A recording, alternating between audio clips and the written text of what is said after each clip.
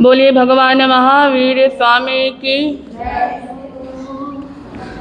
कल हमारा 17वां भव पूरा हो गया था, आज 18वां भव है। 18वें भव में वहाँ से मृत्यु पाकर 18वें भव में वे पोतनपुर निवासी त्रिपुष्ट वासुदेव हुए। एक बार अश्वग्रीव नामक प्रति वासुदेव ने, जो कि उस समय के त्रिखंड भरत का अधिनायक था, उसने त्रिपुष्ट और अचल के पिता जो यह आज्ञा दी कि तुम तुंगगिरी में सिंह द्वारा होने वाले नागरिकों को कष्टों से रोको। इस आज्ञा को पाकर त्रिपुष्ट कुमार ने लोगों से प्रश्न किया कि सिंह के पास कितने सैनिक हैं? एक भी नहीं। फिर मेरे साथ इतनी बड़ी सेना की क्या आवश्यकता है? इसके बाद कुमार ने सब सहस्त्रारियों को ठहर जाने का आदेश दिया। आप स्वयं अपने भाई के साथ आरूढ़ होकर आगे बढ़े। अंत में अपने भ्राता व सारथी को छोड़ दिया। जाते जाते आप सिंह की गुफा में पहुंच गए। सिंह को ललकारा। सिंह की कंदरा को प्रतिध्वनित करता हुआ कुमार के सामने आया। कुमार ने सिंह को निशस्त्र देखकर अपने पास के सहस्त्रों को फेंक दिया। कुमार ने अपने दोनों हाथों से सिंह का जबड़े को पकड़कर बीच से चीर डाला। इसके बाद अत्याचारी अश्वग्रीव को पद दलित कर त्रिपुष्ट वासुदेव 3 खंड के अधिपति बने। एक बार जब त्रिपुष्ट वासुदेव पुष्प छैया पर शयन कर रहे थे, तब गाना विद्या विशारद गंधर्व गायक कर रहे थे। वासुदेव ने छैया पालक को यह आज्ञा प्रदान की थी कि जब मुझे नींद आ जाए तब गायन बंद करवा देना। वासुदेव को नींद आ गई, परंतु छैया पालक को गायन बड़ा ही मधुर प्रतीत हो रहा था, इसलिए उसने गायन बंद करवाने की आज्ञा नहीं दी। होते होते प्रातःकाल हो गया। वासुदेव की नींद खुली। देवदुंदुभि से उस समय शैया पालक की महानिद्रा का प्रादुर्भाव होने वाला था। जब वासुदेव ने गायक मंडली को संगीत में लीन देखा तो छैया पालक से पूछा कि गायन अब तक क्यों हो रहा है? तुमने इसे बंद क्यों नहीं करवाया? इस पर छैया पालक ने कहा, यह गायन मुझे बड़ा ही कर्णप्रिय प्रतीत हो रहा था, इसलिए मैंने इन्हें बंद नहीं करवाया। यह बात सुनकर वासुदेव के क्रोध की सीमा नहीं रही। उसने आज्ञा दी कि छैया पालक के कानों में गर्म शीशा उड़ेल दिया जावे। आज्ञा का यथाविधि उसी समय पालन किया गया। छैया पालक हाँ कहते ही छटपटाकर प्राण विहीन हो गया। भले बुरे सभी कर्मों का फल एक न एक दिन सबको भोगना पड़ता है। त्रिपुष्ट वासुदेव इन कर्मों को महावीर भव में भोगा। त्रिपुष्ट वासुदेव वहाँ से मरकर 19वें भव में 7वें नरक में गए। वहाँ से निकलकर 20वें भव में सिंह बने। वहाँ की आयु भोगकर 21वें भव में चतुर्थ नरक में उत्पन्न हुए। 22वें भव में विमल कुमार राजकुमार हुए। 23वें भव में विदेह के अंतर्गत मुक्का नगरी में धनंजय राजा के यहाँ पर उन्होंने जन्म धारण किया। इनका नाम पोटिल प्रियमित्र था। आगे चलकर यही पोटिल प्रियमित्र चक्रवर्ती राजा हुए। अंत में राज्य की बागडोर अपने हाथों में सौंपकर भागवती दीक्षा धारण की। जप तप शील और संयम की खूब आराधना की। अंत समय में आयु पूर्ण होने पर 24वें भव में महाशुक्र स्वर्ग में देव बने। वहाँ से आयु पूरी होने पर 25वें भव में छत्रा नामक नगरी के राजघराने में उनका जन्म हुआ। यहाँ इनका नाम नंदन राजकुमार था। जब राजकुमार किशोर अवस्था को पार करके यौवन अवस्था में प्रवेश कर रहे थे, तब इनके पिता ने इनके कंधों पर राज्य का भार रखकर दीक्षा धारण की। कुछ वर्षों के बाद नंदन ने भी संपूर्ण सांसारिक वैभव से नाता तोड़कर पोटिलाचार्य के पास दीक्षा धारण की। इसी भव में तीर्थंकर गोत्र उपार्जन करने के 20 बोलों में से अनेक बोल का सेवन कर 11,85,000 मास खमन तप करके तीर्थंकर गोत्र बांधा। अंत में पूरे 60 दिन का अनशन करके 26वें भव में 10वें प्राणत स्वर्ग में पधारे। भावार्थ 27वें भव जम्बू द्वीप के दक्षिण भरत में अवसर्पणी काल के सूक्ष्म सूक्ष्म प्रथम आरा, सूक्ष्म द्वितीय आरा, सूक्ष्म दुक्षम तृतीय आरे के बीतने पर और दुखम सूक्ष्म चतुर्थ आरे के 42,000 वर्ष कम 1 करोड़ा करोड़ी सागरोपम का अधिकांश भाग व्यतीत हो जाने पर अर्थात चतुर्थ आरे के केवल 75 वर्ष और 8.5 मास शेष रहने ग्रीष्म ऋतु के चतुर्थ मास और अष्टम पक्ष आषाढ़ शुक्ल षष्ठी की रात में 10वें स्वर्ग के महाविजय प्रवर पुंडरिक विमान से 20 सागरोपम के देव आयु, देव स्थिति और देव भव का क्षय करके भगवान देवलोक से चवे। 21 तीर्थंकर काश्यप गोत्री हुए, 2 हरिवंश कुल में उत्पन्न हुए। यो 23 तीर्थंकरों के हो जाने के पश्चात भूतकाल के तीर्थंकरों द्वारा निर्दिष्ट 27वें भव में तीर्थंकर भगवान महावीर स्वामी महान कुंड नगर में कोडाल गोत्री ऋषभ दत्त ब्राह्मण जालंधर गोत्रीय देवानंदा ब्राह्मणी की कुक्षी में मध्य रात्रि के समय जबकि उत्तरा फाल्गुनी नक्षत्र चंद्र के साथ योग कर रहा था, देव संबंधी आहार भाव और देह का त्याग कर गर्भ रूप में पधारे। श्री श्रमण भगवान महावीर स्वामी 3 ज्ञान युक्त थे। अवधि ज्ञान के प्रभाव से अमुक समय चाहूँगा ऐसा जानते थे और चव रहे हो उस समय का नहीं जान सकते, क्योंकि चवने का काल समय सूक्ष्म होता है। चवकर आने के बाद जान लेते हैं कि मैं अमुक स्थान से चवकर आया हूँ। जिस रात्रि में भगवान महावीर स्वामी जालंधर गोत्री देवानंदा ब्राह्मणी की कुक्षी में पधारे, उस रात्रि को देवानंदा कुछ अर्धनिर्दित अवस्था में थी। उस समय उसे हाथी, बैल, सिंह, लक्ष्मी, फूलों की माला, चंद्र, सूर्य, ध्वजा, कुंभ, पद्म सरोवर, सागर, विमान भवन, रत्नों का ढेर और अग्नि शिखा, इस प्रकार 14 बड़े स्वप्न, कल्याणकारी एवं मंगलकारी स्वप्न दिखाई दिए। भावार्थ तब देवानंदा इस प्रकार सुंदर 14 स्वप्न देखने के पश्चात जागृत हुई और अत्यंत हर्षित हुई। जैसे जल की धारा को पा कंदप का पुष्प प्रफुल्लित हो उठता है, वैसे ही देवानंदा का रोम रोम हर्ष के कारण नाच उठा। स्वप्नों का ध्यान में रखकर छैया से उतरी, फिर राजहंस की गति से धीरे धीरे ऋषभ दत्त जहाँ सोए हुए थे वहाँ वह गई और अत्यंत धीमी तथा मधुर ध्वनि से उन्हें जगाकर उनकी जय विजय की। पति की अनुज्ञा से वह भद्रासन पर बैठी। थोड़ी देर पश्चात अपने 10 नख सहित दोनों हाथ जोड़कर मस्तक के चारों ओर आवृत लगाकर मस्तक पर अंजलि करके वह इस प्रकार बोली कि हे देवानुप्रिय, आज मैं जब अर्धनिद्रावस्था में सोई हुई थी उस समय बहुत ही सुंदर और लाभदायक हाथी, वृषभ आदि के 14 स्वप्न मुझे दिखाई दिए। हे प्राणनाथ, इस परम पवित्र स्वप्नों का मुझे कौन सा फल प्राप्त होगा? देवानंदा द्वारा उन परम पवित्र स्वप्नों का वर्णन सुनकर ऋषभ दत्त अत्यंत प्रसन्न हुआ। फिर उन स्वप्नों के भावों को इया एवं बुद्धि विज्ञान द्वारा सोच समझ अर्थ निश्चित कर देवानंदा से इस प्रकार बोला कि हे देवानुप्रिय, तुमने बड़े ही कल्याणकारी, शुभदायक, मंगल मूल, आरोग्य वर्धक और दीर्घायु प्रदाता स्वप्न देखे हैं। इन स्वप्नों के प्रभाव से शीघ्र ही तुम्हें परम अर्थ, भोग, पुत्र और सुख की प्राप्ति होगी। तुम 9 मास और 7.5 रात्रि व्यतीत होने पर एक बड़ा ही सुंदर सुकुमार शुभ लक्षण एवं व्यंजन युक्त मानोपमान सहित शरीर वाला पुत्र रत्न प्रसव करोगी। चक्रवर्ती और तीर्थंकरों के छत्र चामर आदि पूरे 1008 लक्षण होते हैं। बलदेव और वासुदेव के 108 शुभ लक्षण होते हैं और पुण्यवान पुरुष 32 शुभ लक्षणों से संपन्न होते हैं। वह इस प्रकार हैं।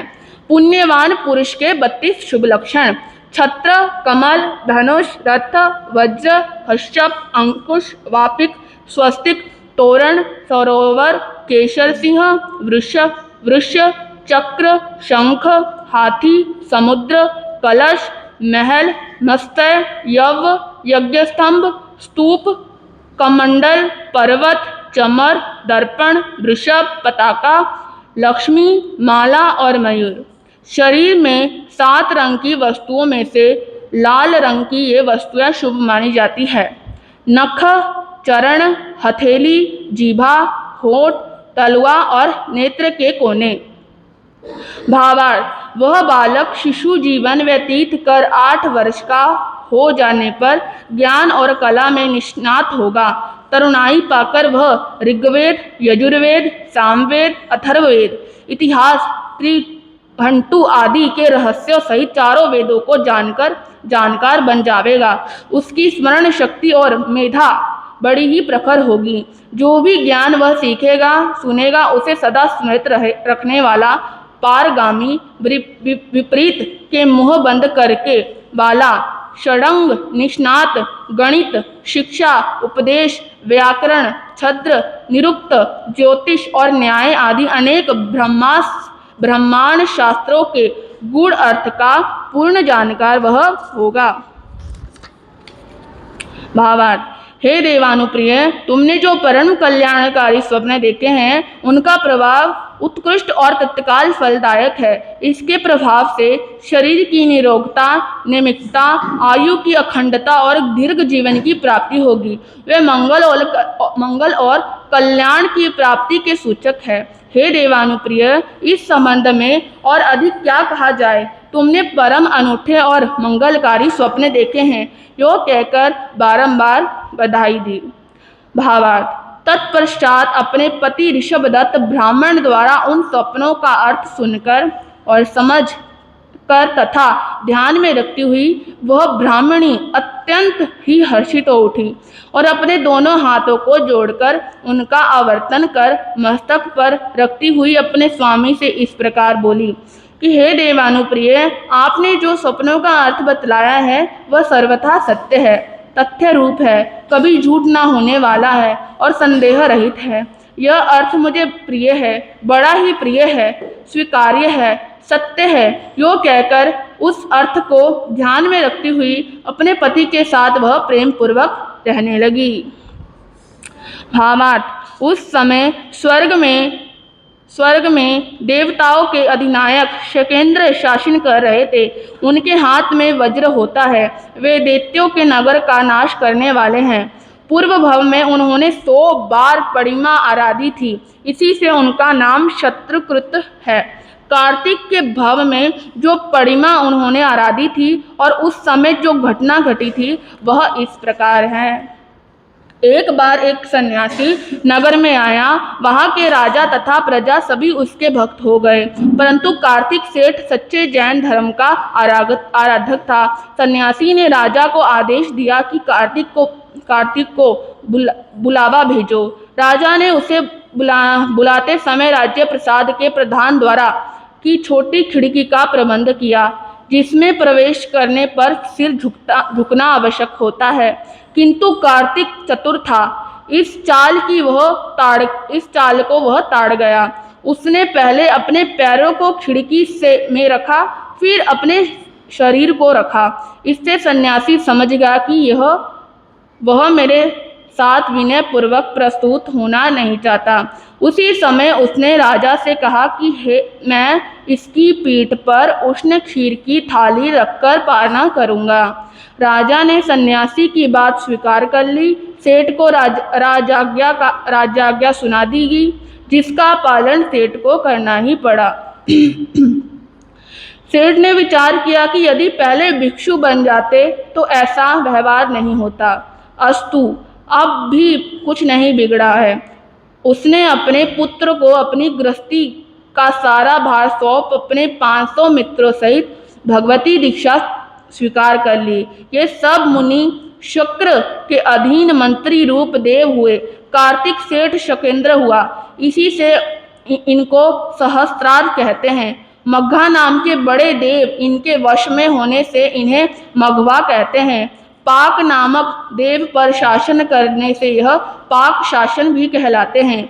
इंद्र दक्षिणार्थ लोक और सूरों से अधिपति 32 लाख विमानों के स्वामी ऐरावत हाथी की सवारी करने वाले, रज रहित प्रधान वस्त्रों को धारण करने वाले और योग्य स्थान पर माला और मुकुट को पहनने वाले, सुवर्ण के नवीन बने हुए सुंदर और चंचल चित्त के समान चलायमान कुंडल की जोड़ी से जिनके कोमल कपोलों पर प्रभा पड़ती है और जो बड़ी भारी रिद्धि और धृति के कारण करने वाले हैं, जो बड़े बलवान हैं, यशस्वी महानुभाव और सुखी जीवन बिताने वाले हैं और जिनका देह देदीप्यमान है, जिनके गले में लटकती हुई माला है, जो सुधर्म देवलोक के सुधर्म विमान की सुधर्म सभा के शक्र सिंहासन पर विराजित शकेंद्र है, जो 32 लाख विमानों, 84 लाख सामानिक देवों, 33 त्रैसिंह देवों, 4 लोकपालों, सोम, यम, वरुण और कुबेर, 16,000 देवियों के परिवार सहित अग्रमहिषी, पद्मा, शिवा, शची, अंजू, अमला, अप्सरा, नवमिका और रोहिणी, बाह्य, मध्यम एवं आभ्यंतर यो 3 परिषदा, गंधर्व, नाटक, अश्व, गज, रथ, सुभट, वृषभ और इनके 7 सेनापति जो प्रत्येक दिशा में आत्मरक्षा करते हैं और 84,000 देवताओं व देवियों से युक्त शकेंद्र देवराज अग्र सर्पण व पोषकपन करते हुए अपने सेनापतियों को आज्ञा देते हैं, नाटकीय संगीत एवं वाद का आनंद भूव करते हुए इंद्रलोक में रहते हैं।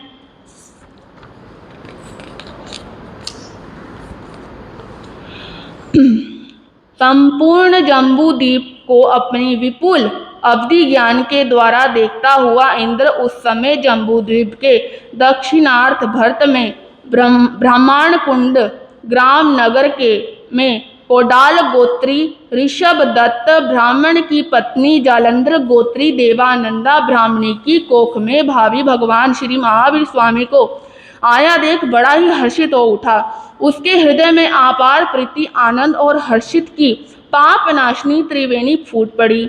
जैसे ही वर्षा को पाकर कदंब के फूल खिल उठते हैं, वैसे ही इंद्र की संपूर्ण रोम राशि विकसित हो उठी, नयन कमल के समान प्रफुल्लित हो उठे। यो हर्षित होता हुआ और कड़े, कंकन, पोंची, कुंडल व मोतियों की माला आदि आभूषण को धारण कर इंद्र शीघ्र ही आदर पूर्वक सिंहासन और पाठ पीठ से नीचे उतर पड़ा। वैडूर्य, अरिष्ट, अंजन आदि रत्नों से चतुर कारीगरों द्वारा निर्मित पदत्राण उसने उतारे। दुपट्टे से उत्तरासन कर अर्थात मुंह की यातना करके दोनों हाथ जोड़ तीर्थंकर देव की ओर वह 7-8 कदम चला। फिर वाम घुटना ऊंचा करके और दक्षिण घुटना नीचा करके धरती पर टेक कर 3 बार मस्तक को जमीन पर लगाकर आभूषणों से भूषित भुजाओं को ऊंचा कर दोनों हाथों को मस्तक पर लगा शकेंद्र बोलने लगा। 4 तीर्थ स्थापना आदि से अरहंत भगवान को नमस्कार हो। वे धर्म की आदि करने वाले साधु साध्वी श्रावक श्राविका रूप तीर्थ की स्थापना बिना किसी गुरु के उपदेश के स्वयं में बोधिवंत तीर्थ की स्थापना बिना पुरुषोत्तम नरसिंह अल्पितापी गुण से पुरुषोत्तम में प्रधान और पुंडरीक कमल एवं गंध हस्ती के समान अप्राप्त आत्म गुणों को प्राप्त करने से जिनेश्वर प्राप्त गुणों के रक्षक होने से लोकनाथ माहनो इस सद्बोध को करने से षटकाय रूप लोक के हितकारी भव्य आत्मा के हृदयगत मिथ्यात्व रूपी अंधकार का नाश करने वाले लोकों के दिव्य दीपक को जगत व्याप्त अंधकार का नाश करने में प्रबोधक सातों भय से पीड़ित जीवों के भयनाशक अभेद्यानी ज्ञान रूपी नेत्रों के दाता संसार अटवी में भटके हुए जीवों को मुक्ति के राज मार्ग पर लगाने वाले शरणागत वत्सल्य संयम रूप जीवस्तव बोधि बीज सम्यक श्रुत और चारित्र धर्म के प्रदाता धर्म की देशना करने वाले एवं धर्म के नेता हैं। चारों गति का अंत करने वाले भवसागर में गिरे हुए प्राणियों के शरणभूत द्वीप अप्रतिहंत प्रधान केवल ज्ञान और केवल दर्शन धारक राज्याधि शत्रु के स्वयं विजेता और अन्याय जीवों को उनके जीतने की युक्ति सुझाने वाले भवसागर तारण तरण स्वयं तत्वज्ञ और अन्य को तत्वज्ञ बनाने वाले मोहबंधक से स्वयं मुक्त और अन्यों को मुक्त कराने वाले सर्वदर्शी उपद्रव रोग अनंत जीवन मरण बाधा और पीड़ा रहित जहाँ से लौटकर आने का नाम नहीं ऐसी मोक्ष गति को प्राप्त हुए उन्हें हमारा नमस्कार हो। इन्हीं भावनाओं के साथ ओम शांति ओम शांति। श्री आगमे तिविहे पनट्टे तंजा सुत्तागमे अथागमे तदुपयागमे ए हवा श्री ज्ञान के विषय जम्बा इदम बच्चा मेलियम हिणकरम अचकरम पहिनम विनहिनम जोगिनम घोषिनम सुठुदिनम डुठु परिचयम अकाले को सज्जाओ काल्याण को सज्जाओ असज्जायम सज्जाए सज्जायम न सज्जायम जो मे देव से यारो को तस्मै छाओ मे दुकड़म।